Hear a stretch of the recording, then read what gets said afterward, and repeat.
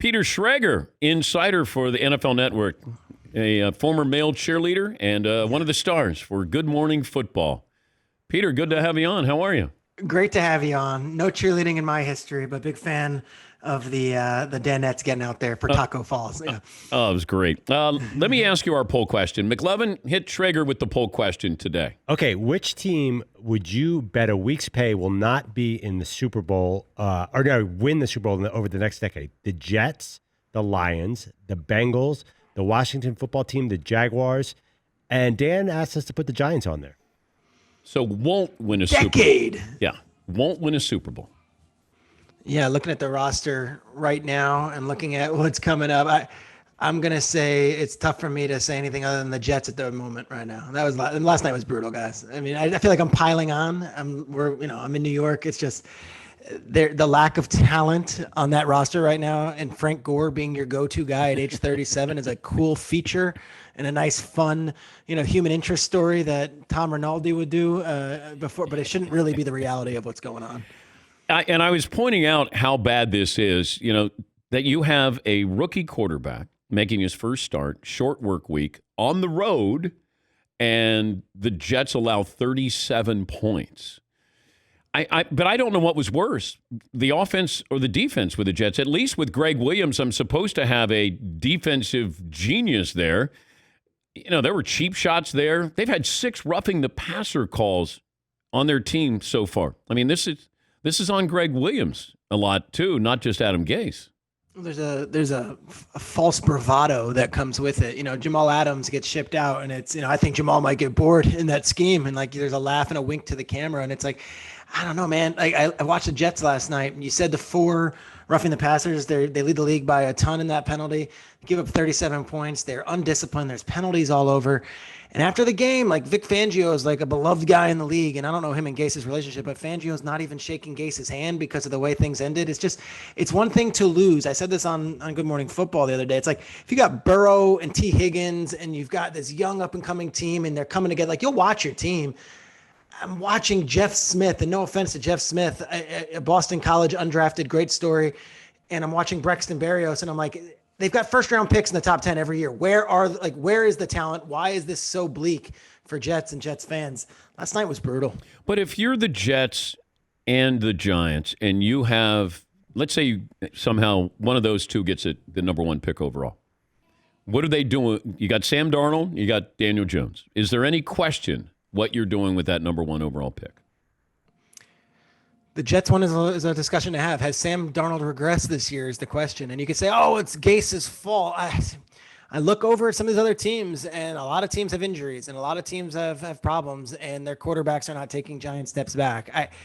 If you love Darnold and you really think that Darnold's your future, you could probably trade a first overall pick for 2 or 3 other first-round picks. And then you've got the Jamal Adams pick, and you've suddenly got a treasure chest or treasure trove of draft picks.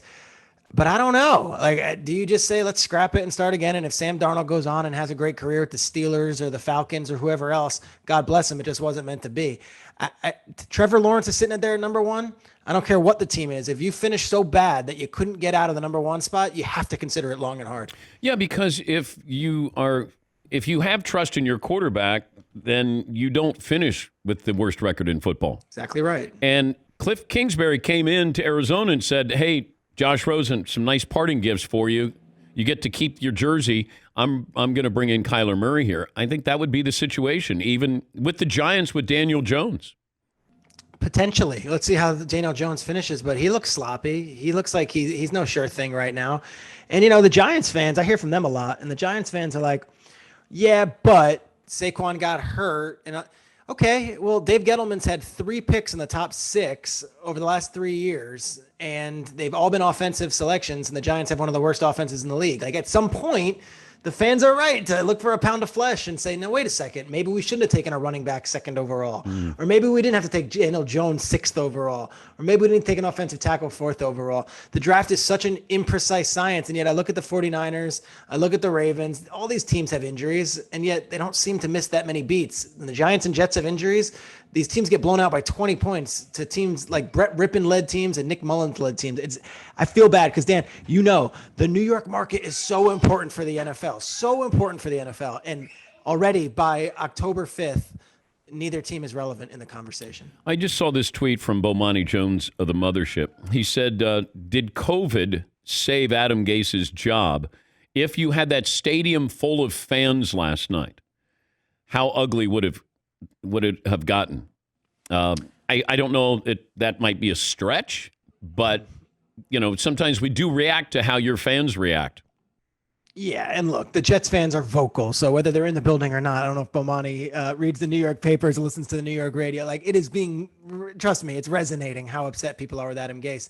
This is not an excuse for Gase, and it's not a great reason.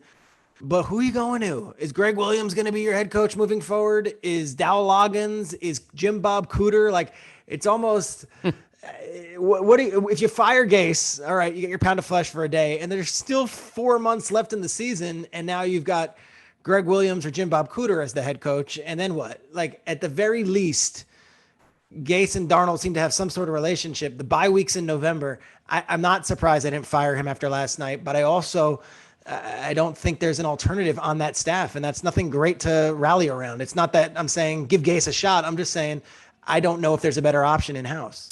Adam Schefter tweeted, don't know if you saw this, 2 more Titans players tested positive this morning in Tennessee, per a source there. I know that this game has been postponed. I'm concerned about the following week and the number of positives, and you're going to be hosting a game against the Buffalo Bills. Quarantining, and I don't know.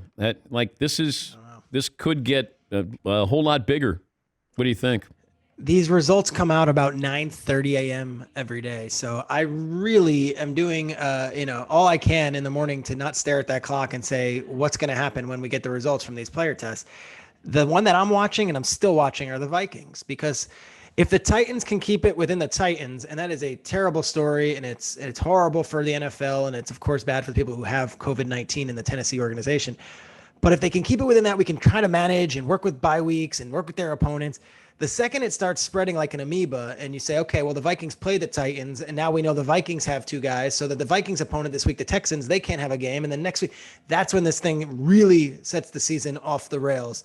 I think everyone is trying their best, but when you see AJ Terrell from the Falcons has it, and, I know for a fact the Falcons coach, GM, those guys weren't sleeping Saturday night because they didn't know what they were getting Sunday morning when the results came out. It was a blessing that none of them had it. But that's every team right now. And the season and the schedule, it is as fluid as it could be. I am sorry for all the Tennessee fans. I'm sorry for the Pittsburgh fans. But if we can keep it to 2 teams and find a way to get this thing back on the tracks, that is a major win for the NFL right now. I've got an upset of the weekend, or at least a strong potential for upset of the weekend. You want to guess? You're taking the Lions over the Saints.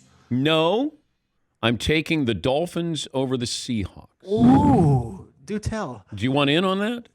I'm very intrigued by that. Let me hear your reasoning. I don't have any reasoning. It's just last week I said the Lions would beat Arizona for no other reason than they shouldn't beat Arizona. Yeah. I've got the Dolphins beating Russell Wilson Jr. III. I love it. I love the courage. I love the take, and it's not crazy. It's one of those where everyone's pumping up Seattle, yet their defense has shown a lot of weaknesses, and Fitzy's got 10 days. Looked good on Thursday night. Wait a minute. Who knows? I didn't go that far to say you can't give Ryan Fitzpatrick 10 days to prepare for you. You're in trouble. If we know one thing in sports, if we've learned anything in our combined 60 years of doing this, I would think we know that you don't give Ryan Fitzpatrick 10 days you do against not. the Seahawks. He is the greatest September player probably in really history, is. Except for Patrick Mahomes, who hasn't lost and hasn't thrown an interception. 32 touchdowns, 0 interceptions in the month of September. The great thing that I found out, and this is my breaking news, when he was doing that 1, 2, 3, 4 that you saw in the video, when he was counting them out, that wasn't his touchdown passes. That was in response, and I hear this from multiple people in Kansas City, to him being voted 4th on the NFL Network. Like, who even cares about the NFL Network? That's how deep he's looking for motivation, because everyone has just told him he's the greatest thing ever. He's like, the NFL Network voted me 4th on their top 100 list. I'm going to do something. I mean, that is next level that's Michael Jordan looking for motivation at LaBradford Smith type stuff. Yeah, but I also wonder, and I said in 10 years from now, Like, what would be a disappointing season for Patrick, or a career for Patrick Mahomes? Because, now we're looking at a dynasty. They've acknowledged that they think they could be the Patriots and have a dynasty here. If he has 2 Super Bowl wins after 15 years, is it a successful career? Yeah, but if you were to say, if you're Patrick Mahomes, would you sign up for 2 right now, knowing you can't get 3, 4, 5, and 6? How would you feel? I would think it would be not fulfilling expectations. Yeah, to your point. But I wonder that with it's a $500 million contract. That's just this contract, and then the next contract he's going to get. But I just wonder how we're going to spin this, because we tend to look at, like, LeBron. Hey, you won 3 titles, going to win a 4th. Yeah, but you also lost 6 of them. Like, we always. But Brady, look at the number of Super Bowls he's lost. Montana never lost. We always want to skew to the negative here. Yeah, the crazy part about what Mahomes is doing is that he's doing it in this era of football, with parity being like the number one most important thing from the league, whether it be scheduling or whether it be free agency or just how they do it. And they've gotten better. They brought back everybody. And I try making this point as many times as possible. Like, the coaching staff is all back too. So when the Eagles beat the Patriots, you see Frank Reich get a head coaching job, and John DeFilippo takes an offensive coordinator job. And like, the coaching staff is decimated over an Eagles upset win over the Patriots. Chiefs run the table in the playoffs, win everything, and none of their coaches get hired for any other jobs. I guess the only potential of this thing falling apart is if, like, Bieniemy gets a job, and then Spags gets a job, and then Mike Kafka, who's the quarterback's coach, gets a job. That's when this thing caught. But the players, they're all young, really good, and like each other. Like, I don't know if they're getting any worse anytime soon.